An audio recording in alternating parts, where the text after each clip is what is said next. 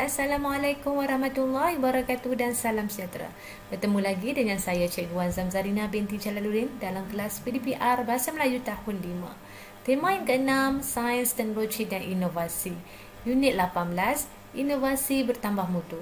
Tajuk ingin kita pelajari pada hari ini, mari kita berinovasi dalam standard pembelajaran 5.3.2 huruf Roman 2. Dari segi standard kandungan 5.3 ini, kita akan memahami dan membina ayat mengikut konteks. Dari segi standard pembelajaran 5.3.2 ini, kita akan memahami dan membina pelbagai jenis ayat mengikut konteks, iaitu ayat perintah. Dari segi objektif pembelajaran, pada akhir pengajaran dan pembelajaran, murid dapat mengenal pasti 5 kata perintah dan melengkapkan dialog dengan membina 6 ayat perintah berdasarkan grafik dengan betul secara individu. Dari segi kriteria kejayaan, murid dapat mengenal pasti sekurang-kurangnya 4 daripada 5 kata perintah dan melengkapkan dialog dengan membina sekurang-kurangnya 5 daripada 6 ayat perintah berdasarkan grafik dengan betul secara individu.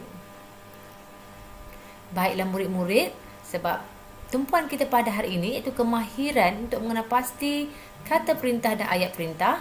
Jadi kita perlu mengenali apa itu ayat perintah. Ayat perintah ialah ayat yang diucapkan dengan tujuan untuk menimbulkan sesuatu tindakan. Ayat ini dibahagi kepada 4, iaitu ayat suruhan, ayat silaan, ayat larangan, ayat permintaan. Ya, kita lihat ya, ayat perintah ni ayat menimbulkan sesuatu tujuan tindakan. Jadi dia ada 4 jenis, iaitu suruhan, silaan, larangan dan permintaan. Kita lihat dulu ayat suruhan. Ya, ayat suruhan ialah ayat yang diucapkan untuk tujuan memberi perintah atau arahan. Dalam ayat suruhan, subjek biasanya digugurkan, tetapi untuk tujuan penegasan, subjek boleh juga diucapkan. Kita lihat pula ayat larangan. Ayat larangan ialah ayat yang menggunakan kata larangan seperti jangan, usah atau tak usah sebelum kata kerja dengan tujuan menegah seseorang daripada melakukan sesuatu. Ya, dan ayat larangan mesti ada perkataan jangan, usah, tak usah. Okey, yang ketiga, ayat permintaan, ayat menggunakan perkataan minta dan tolong dengan tujuan memohon permintaan dan pertolongan. Ya, ini ayat permintaan. Dan yang terakhir, ayat silaan. Ayat silaan biasanya menggunakan kata silaan seperti sila atau jemput sebelum kata kerja dengan tujuan menjemput atau mempersilakan seseorang. Kita lihat contoh ayat. Jangan duduk di sini. Ya, ini merupakan ayat perintah larangan. Makan nasi ini dahulu. Ini ayat suruhan. Tolong ambilkan saya air. Okey, ini merupakan ayat permintaan. Jemput datang ke majlis perkahwinan kakakku minggu depan. Ini merupakan ayat perintah silaan. Jangan masuk dahulu. Ya, ayat larangan. Sila minum, ayat silaan. Ya. Ini contoh-contoh ayat. Banyak lagi contoh ayat-ayat perintah yang boleh kamu bina dan kenal pasti daripada teks yang kita akan baca sebentar lagi. Kita jelasin murid-murid apa itu ayat perintah. Jika jelas, kita teruskan aktiviti kita yang seterusnya. Baiklah murid-murid, ini ialah teks yang terdapat di dalam buku teks kalian. Mari kita berinovasi. Apa maksud inovasi? Melakukan perubahan. Jadi dalam ayat ini nanti, kita akan mengenal pasti kata perintah yang terdapat dalam dialog ini. Kita jelas murid, kita akan baca dahulu. Farisha dan ayahnya cuba menghasilkan satu ciptaan daripada buku jimat dan mudah dengan inovasi Kementerian Sains, Teknologi dan Inovasi, MOSTI. Ya, ini tentang Farisha dan ayahnya yang ingin menghasilkan satu ciptaan. Ya, mereka telah melihat sebuah buku iaitu jimat dan mudah dengan inovasi Kementerian Sains, Teknologi dan Inovasi, MOSTI, untuk menghasilkan satu ciptaan ini. Apa yang dihasilkan oleh mereka? Mari kita lihat.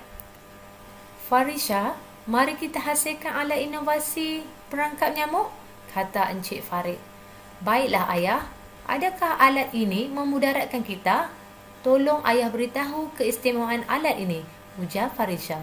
Usah risau Farisha, keistimewaan alat ini tiada penggunaan bahan kimia berbahaya. Penghasilan alat ini juga mudah dan jimat, jelas Encik Farid. Kalau begitu, silalah ayah beritahu bahan-bahan yang kita perlukan. Minta Farisha. Jadi murid-murid, ini perbualan di antara Farisha dan ayahnya untuk menghasilkan alat inovasi perangkap nyamuk. Ya, jadi jika kamu perhatikan di sini, Farisha bertanya kepada ayahnya tentang keistimewaan alat ini. Di alat ini tidak menggunakan bahan kimia dan merupakan alat yang mudah dan jimat. Jadi Farisha telah meminta ayahnya untuk memberitahu bahan-bahan yang perlu digunakan. Dalam ayat ini, dalam dialog ini, jika kamu perhatikan ada tulisan yang berwarna-warni. Ya, jadi ini merupakan ayat perintah. Ya, yang pertama, mari kita hasilkan alat inovasi perangkap nyamuk.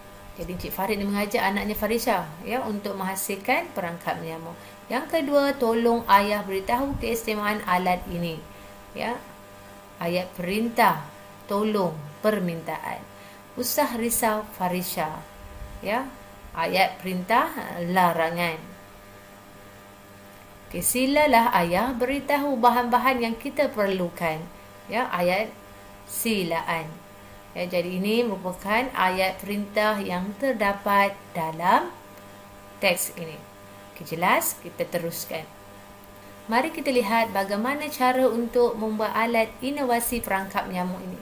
Okay, yang pertama, ya, perlu memotong botol plastik. Ya, berhati-hati jika kamu ingin melakukan ini di rumah, pastikan ada kawalan daripada ibu bapa kamu kerana menggunakan alatan tajam. Yang kedua, perlu mencampurkan gula merah dengan air. Ya, selepas potong, masukkan gula merah dengan air. Yang ketiga, tambah yeast bagi menghasilkan karbon dioksida.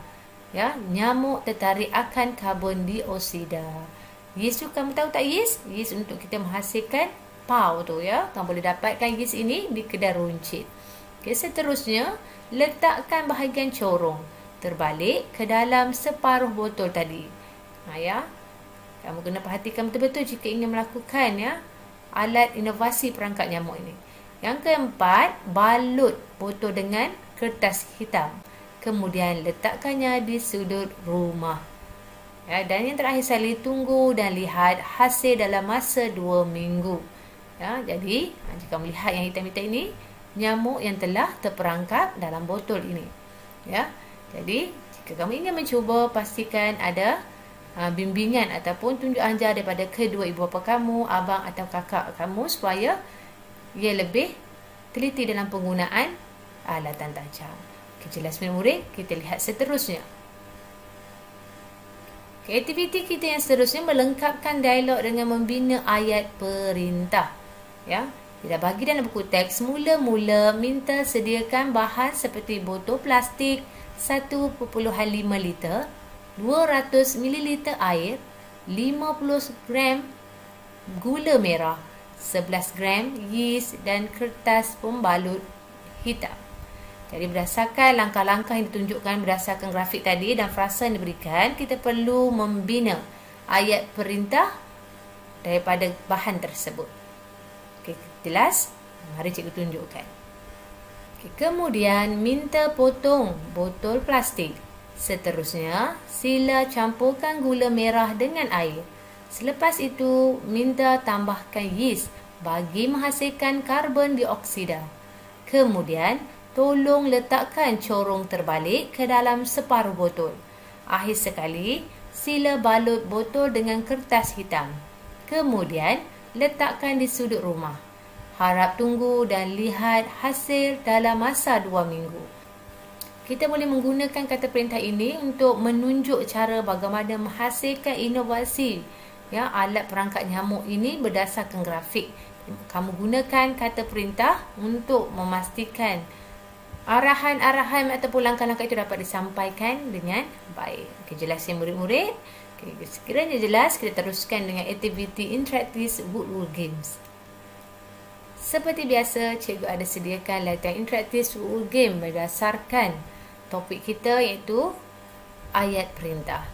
Jadi, dalam latihan ini, saya ada memberikan contoh-contoh ayat, ya, jenis-jenis ayat dan contoh ayat yang bersesuaian berdasarkan jenis-jenis tersebut dan kamu perlu memadannya. Ya, seperti biasa, mana nak cari klik link tersebut, kamu pergi ke bahagian video penerangan, kamu klik link tersebut dan jawab soalan yang diberikan. Semoga kamu dapat menjawab soalan interaktif sebuah game ini, iaitu tentang ayat perintah dengan betul dan tepat. Seperti biasa juga, Cikgu ingin kongsikan nilai murni kita pada hari itu bijak. Ya, seperti Farisha dan ayahnya yang menghasilkan inovasi perangkap nyamuk dengan menggunakan beberapa peralatan yang mudah untuk dicari dan menjimatkan kos pembinaannya. Ya, ini merupakan satu langkah bijak untuk memastikan tidak berlakunya pencemaran kerana tidak menggunakan bahan kimia. Sebaliknya hanya menggunakan yeast untuk menghasilkan karbon dioksida. Jadi kepada murid-murid ingin melakukan inovasi ini, pastikan kamu melakukannya dengan berhati-hati dan pastikan kamu melakukan aktiviti ini di bawah pengetahuan kedua ibu bapa kamu. Selamat mencuba. Kita akan jumpa lagi di kelas PDPI yang seterusnya. Ingat pesanan cikgu, anda belajar, anda hebat.